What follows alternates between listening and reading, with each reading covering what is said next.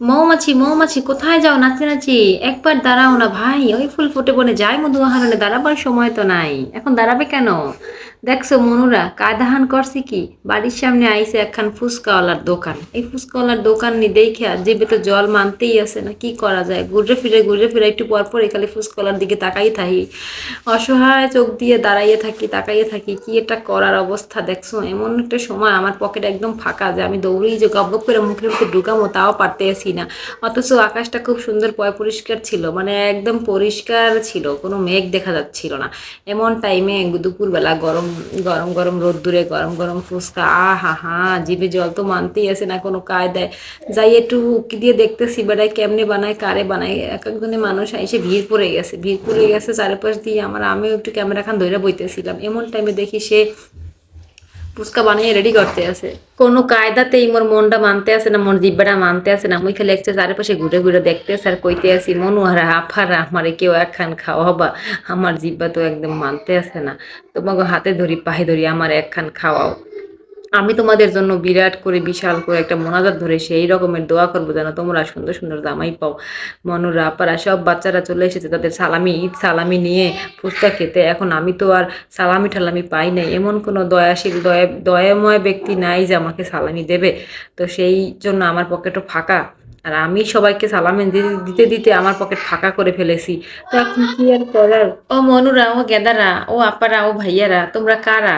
কে এই আবিষ্কৃত যে এই ফুচকাটা আবিষ্কার করেছেন? আমি তার একটু কথা কইতে চাই, তার একটু দেখতে চাই, তার সাথে একটু সাক্ষাৎ করতে চাই। আপনাদের মাথায় কিভাবে আসলো এই চটপটা চটপটা, এই ঝাল ঝাল টক টক মিষ্টি মিষ্টি, এই কুরমুরে কুরমুরে, এই যে একটা ফুচকা, এই যে রেসিপিটা কিভাবে আপনাদের মাথায় আসলো? কিভাবে আপনারা আবিষ্কার করলেন? আমি তো বুঝতে পারতাছি না।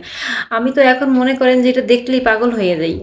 আর অন্যান্য আপারা আছে আমার মতো, যারা যারা আছেন মানে এগুলো খেতে অনেক পছন্দ করেন, তাদেরকেও জানাই স্বাগত স্বাগত।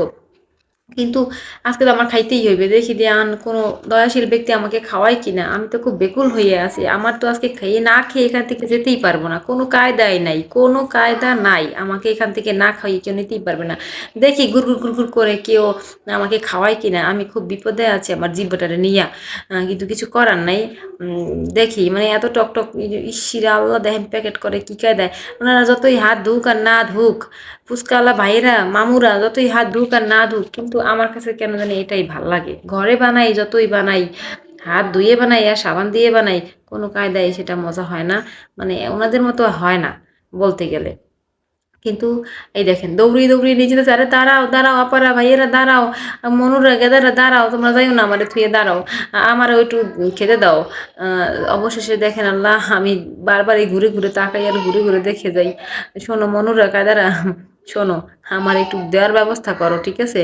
আমি তোমাদের জন্য বিশেষ করে কি বলে দোয়া করব, এক্সের দোয়া করব, এক্সের দোয়া, এক্সের স্বাদ আর স্বাদ। যাক, অবশেষে আমাকে এই 4 পিস দিয়েছিল। এটা কি ফুচকা না, এটা বলে পানিপুরি নাকি বলে। তো এটা খাওয়ার পরে দেখতেছি আম্মা আবার এখানে একটু আই কি বলে বড় বড় চিংড়ি ভাজা ফ্রাই করতেছিল। আর তারপরে একটু খাওয়া দাওয়া করে একটু ঘোরাফেরা করতে বের হয়েছিলাম। দেখি কোথাও আবার আম ঠাম খাওয়া যায় কিনা। এখন তো আমের সিজন, আম না খেলে কি মুখের স্বাদ বাড়ে বলে, একদম রুচি